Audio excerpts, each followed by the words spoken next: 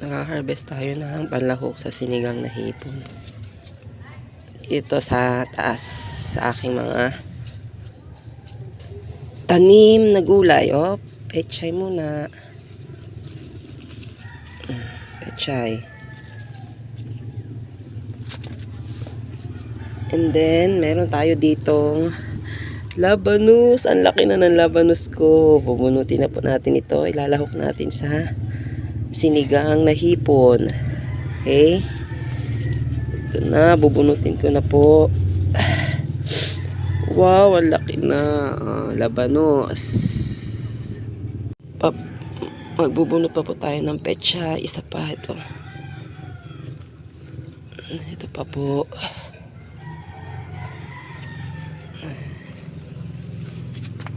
Ito po ang ating mga na-harvest.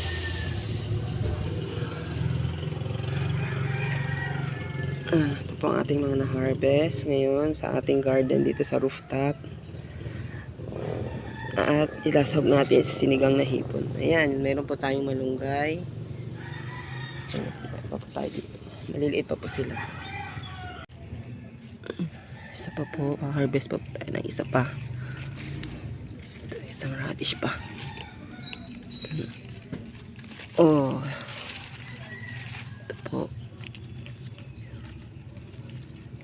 Pwede na itong pansigang.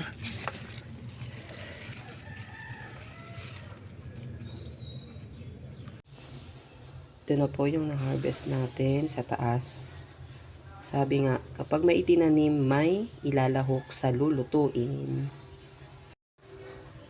Nagpapakulo na tayo ng tubig para sa ating lulutuin sinigang na hipon. Ilalagay na natin ang ating hinarvest na radish o labanos.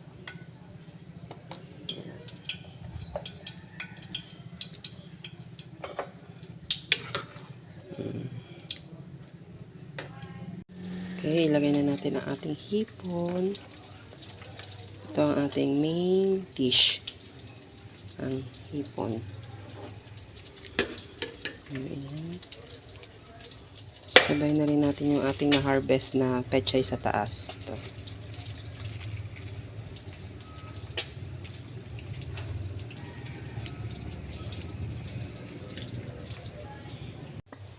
Lagyan natin ng Himalayan salt.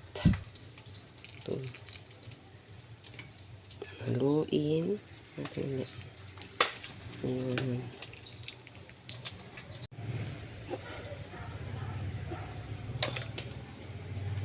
At ang ating pinatuyong kalamyas.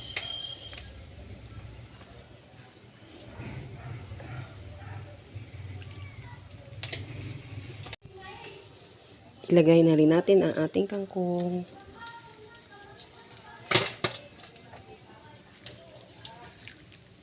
Haluin. Ilagay na natin ang ating sinigang mix.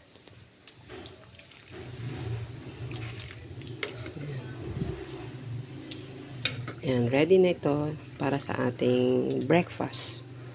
Sinigang na hipon with mga fresh na gulay galing sa rooftop.